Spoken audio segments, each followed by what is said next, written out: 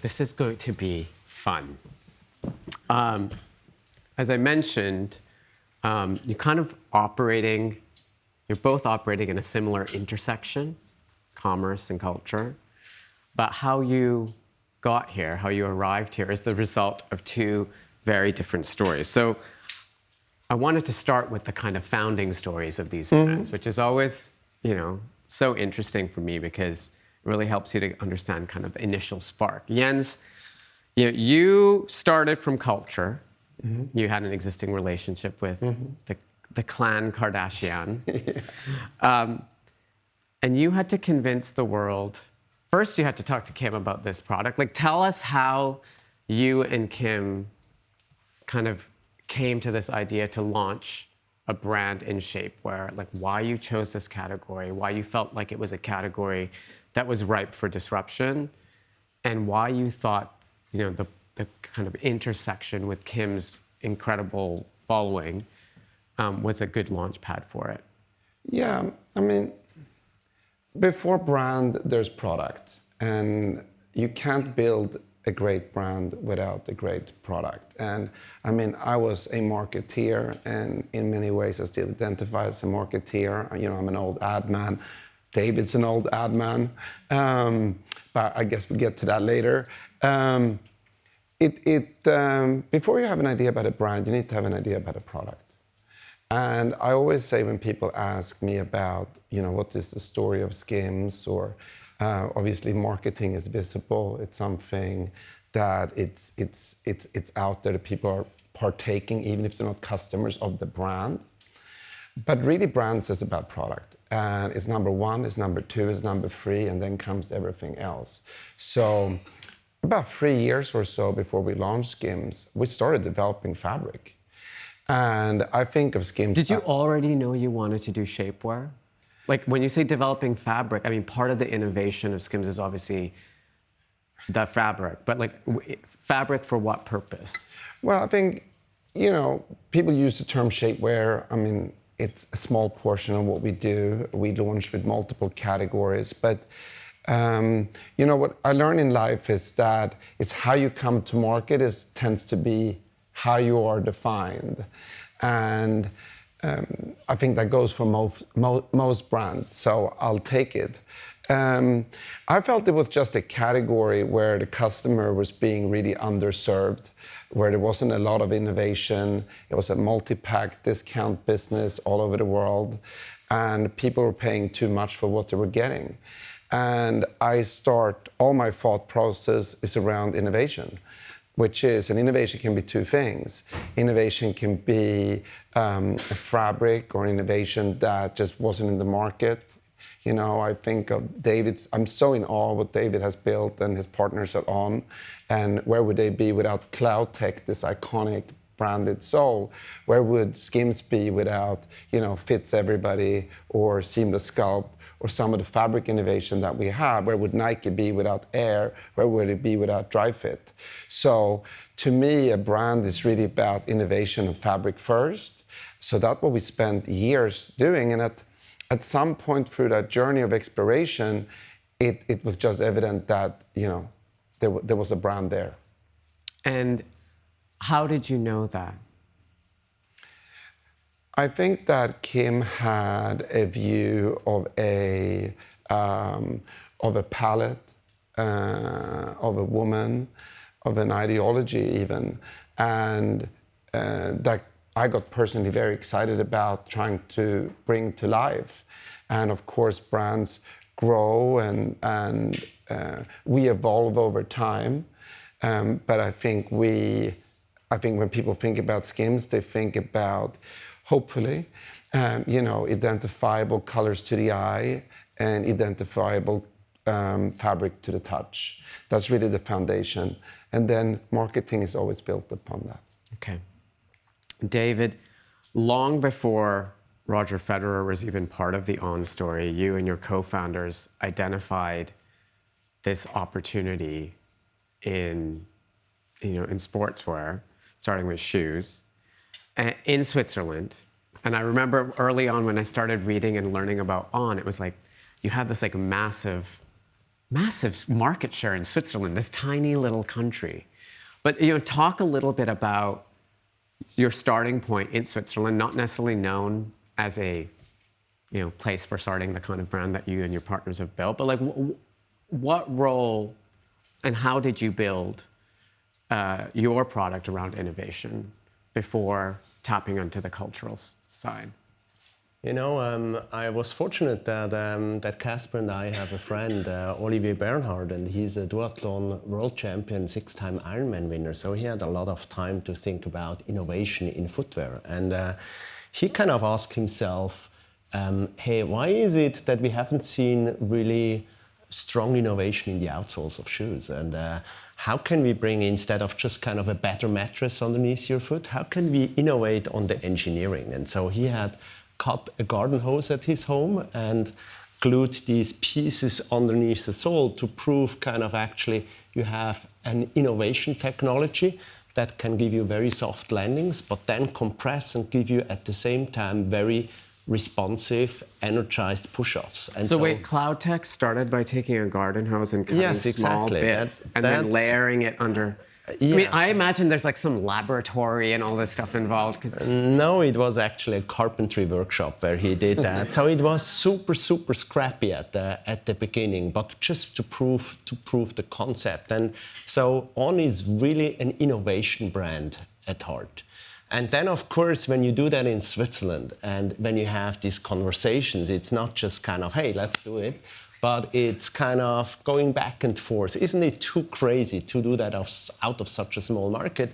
And so in that conversation, we also talked about the industry at large and kind of these liberation moments. And I'm almost thinking about 100 years ago, there was a liberation moment in fashion because Coco Chanel decided to do pants for women. And so that had a decisive impact. And so when we started On, that was 15 years ago. So that was 2010. And we felt sports is the new liberation moment for fashion because sports used to be mainly happening on the weekend and sportswear was seen as equipment. But now, kind of over the last 15 years, sports got interwoven between life and work and sports. And so it's the new uniform. It's part of our personality. And so because it becomes part of our personality, it's also elevated to a whole different level. And so, in a sense, it becomes fashion. And we saw an opportunity in that because, of course, that means also a whole premiumization of sports in the industry. So we're building the most premium global sports brand, but that's now. So at the beginning, it started very, very small. And how and why did you get Roger Federer involved? Well, that was much later. So at the beginning, it was super scrappy because kind of when you do an innovation brand and you have this technology, the advantage is that it's very visual technology. So for a young audience talks about the great Vistec appeal of On. So you discovered a lot. So it was very much grassroots. People saw the outsole. When we kind of were somewhere in a tube in London, we were approached, what is that? And so it was discovery, and then kind of runners started, their friends, their families, and that has been a gradual shift. And this discovery actually happened with Roger as well, because Roger posted in On shoes from Roland Garros at the French Open. And he didn't have a sponsor at the time that required him to wear like... He just kind of had quit kind of relationship with his current sponsor, so he was kind of in his own liberation moment, and he started to post on Insta, and we took that as an invitation to a date. And Switzerland is small, and so we had this dinner date, and so we just hit it off in a great way. We talked about fashion and sports and innovation, and he challenged us and said, hey, couldn't you bring CloudTech to tennis shoes? And so we said, hey, visit us 2 months later, in 2 months in our lab. And he came, he was excited. He said, how can I get involved? And we said, hey, you know, we're a young brand. We're not so much about big sports endorsements. So why don't, instead of us giving you money, why don't you give your money to us and invest in On. And so he became a co-entrepreneur. Amazing. That is an incredible story. And I did this podcast interview with our live interview during COVID with Roger, which was the story about how you can kind of connect with someone that you don't know because they endorse your shoe, your product without any obligation because they really enjoy it and see the benefits. So that's interesting. So yesterday morning here at BoF VOICES, our trusted sports correspondent, Daniel Yo Miller, together with some of our other team members, hosted a breakfast on this phenomenon of the intersection of sports and fashion, which, as you said, has been kind of gathering momentum now for 10, 15 years. But something in the last, I'd say, 12 to 24 months, there's been an explosion. And Jens, Skims is also doing stuff with sports. So talk to us about this intersection, this growing synergy between the sports world and the fashion world. Why do you think it's happening? What's happened in the last 12 to 24 months that's just made it go? Yeah, we started our relationship first with Team USA and the Olympics. We're an official Olympic sponsor and Team USA sponsor. We're also a partner to the NBA and WNBA. And beyond that, continue to find exciting moments in sports, like when we worked with Jude Bellingham just after he won La Liga and the week before the Euros. It's quite simple. I think we do live in a world, right, where our world are very vertical. We live in our own algorithm. We live in our own echo chambers. We are more divided than we ever been. Probably the only thing in culture today that cuts through, the only platform where we meet today as Americans, Europeans, tend to be sport. So sport is this great unifying platform where everyone can partake. And I think as a result of it, sport has never been more important to us. And sports stars are now becoming celebrity in their own right. So if you have a brand like Skims and you want to reach a broad demographic, not just be very important to the very few, but you really want to reach a country, sport is the platform to do it. Okay. Do you think that fashion also has that element to it? Because when I was thinking about this observation, I think that for me, one of the interesting things about this intersection is, yes, everyone is connected to sport, but everyone is also in some way or another connected to fashion.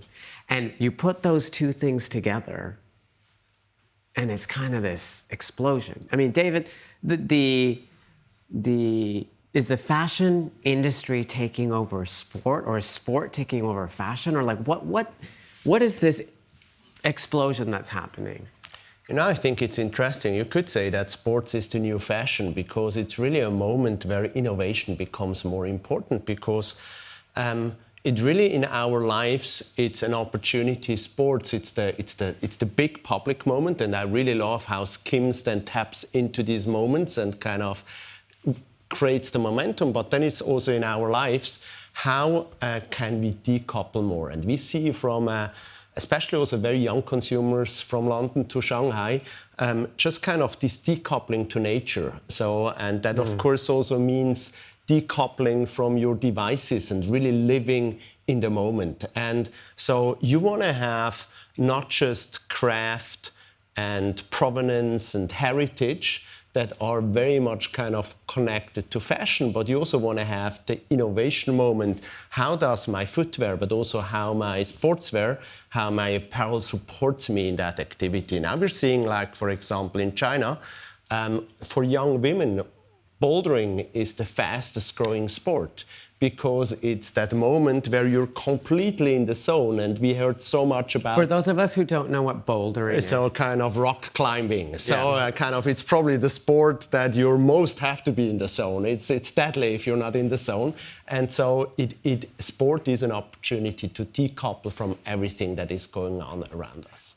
I could add to that, which is I think that athletes have understood that fashion is an accelerator, even a superpower, to build their own brand beyond the sport. And you see examples of that, I would say, weekly or daily. And some of our biggest stars in sport, we experience or we live with them or we consume the entertainment that they put out through the fashion that they wear, not necessarily just the sport that they practice. So I would say that fashion has become a superpower for athletes. Okay. I mean, you can collaborate with other athletes and stuff, but your biggest star is Kim Kardashian. Last I checked, like roughly 400 million followers on Instagram, the reach and visibility. Many more than me. Yeah. A few.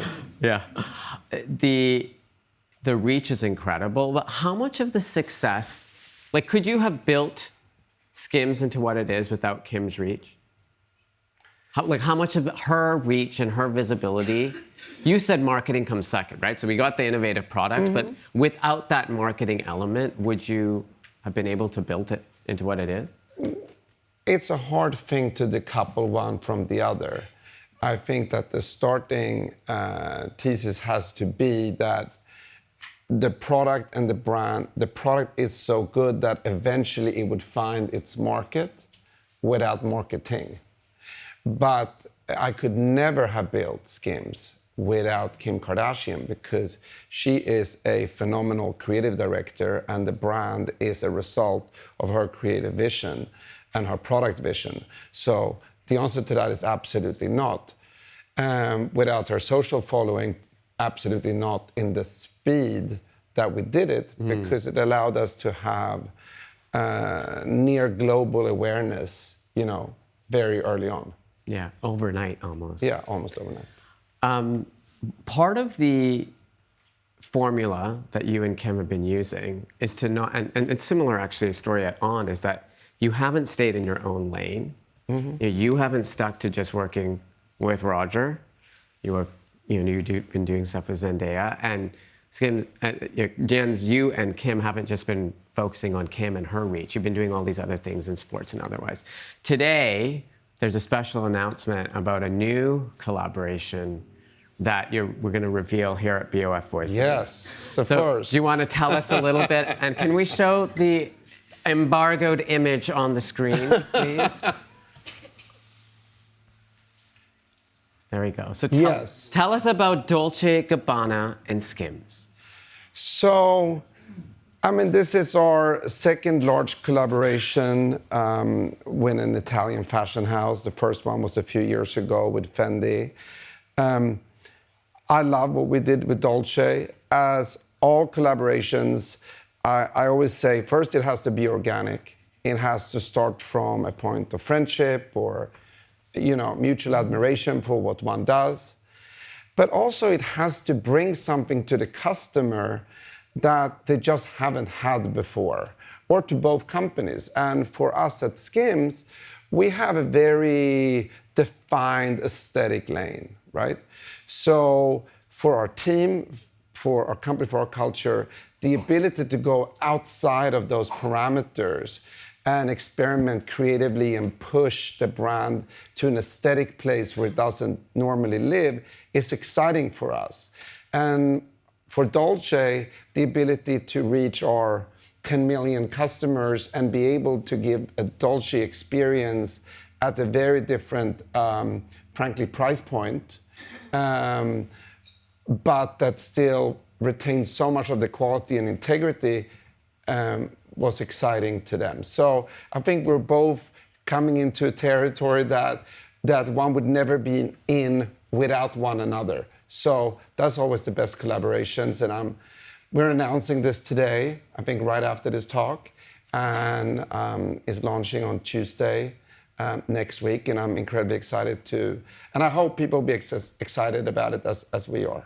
And if I'm because I received zero information about this, I just received an image. If I'm intuiting correctly from the imagery, it's taking some of Skims' innovative fabric, silhouettes, and shapes, and taking the Dolce & Gabbana DNA, I see like a leopard print and other things, and it's layering it on top of that product. Yeah, so exactly that. This is not necessarily, this is product we would only do because we're doing it with Dolce. So for us, I have this philosophy, you know, in everything I do, which is I and my team and my company is the customer, what we do. So we tend to pursue ideas, collaborations that we ourselves would like to buy. And I just measure everything from, are we as a team excited about what we're doing? We never think about the market. We don't do customer service. We don't try to be clever about the stuff. Am I excited about what I'm doing? Chances are someone else is too. If you're not that excited about what you're doing, chances are no one else is either. Okay, one thing that the markets are excited about is a potential IPO of the Skims business. I said in my intro that David has had the experience of taking a company public. I'll call him for advice. Exactly. Well, I'm going to ask him for some advice in a minute. But can you comment on the IPO plans? Is that something that's definitely on the roadmap? I've said before that at some point, Skims deserves to be a public company. We have institutional shareholders, and they deserve that optionality. I think in the building phase of a company, and Skims is aggressively expanding from a category point of view, our physical retail. We're opening flagship stores all over the United States and soon to be Europe and elsewhere. It's exciting to do that together with your team and away from the public eye. But there will come a time where that will be the case. It's just not right now. Not right now, but sometime in the future. David, if you were Jens, thinking about taking a company public, what advice would you have to offer? You know, probably the advice is take it as a stepping stone. So for us, it was 21 when we did this IPO, and it was quite a cultural moment because we were just coming out of COVID. And so we were actually running to Wall Street. So we had a group of 200 people, our team, that ran together to Wall Street, and we hadn't seen each other for a long time.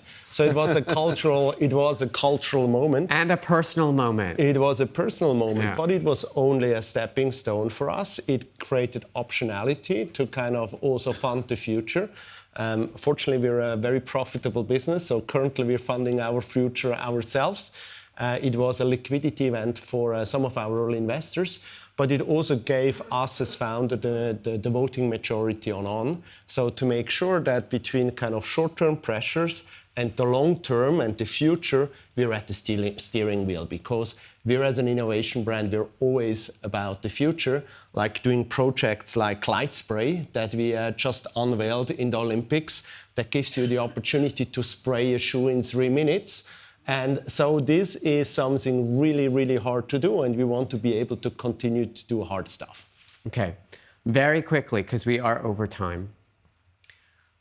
One really important piece of advice from each of you on brands, entrepreneurs, designers who want to leverage culture, sports, film, all these areas that you've both done so successfully. What's your one piece of advice on how to do it right? Jens, you first.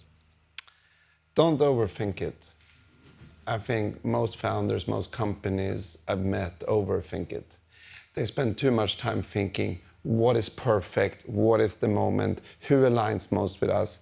I've always taken the approach that we do, and I try to build a brand that is in the intersection of culture and commerce, and that means that I'm looking for, you know, how can I have a little part in this moment in popular culture? And I do. Some will be right, some will be wrong. That's okay. It's more important than do than not do. Okay, David?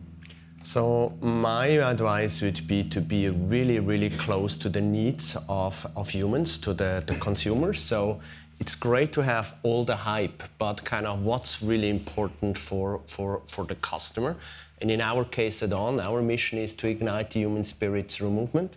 We feel if you move in whatever form, something not just happening to your body, but something is happening to your mind as well. And so On really tries to be very close to the consumer and be the brand that helps the explorers and the dreamers and probably even the rebels to ignite their spirit. And I think that's what's really, really important right now in this moment. That was a great answer. Congratulations to both of you. I'm super honored that we managed to get both of you here and that we made this really big announcement. Thank you both. Thank you so much.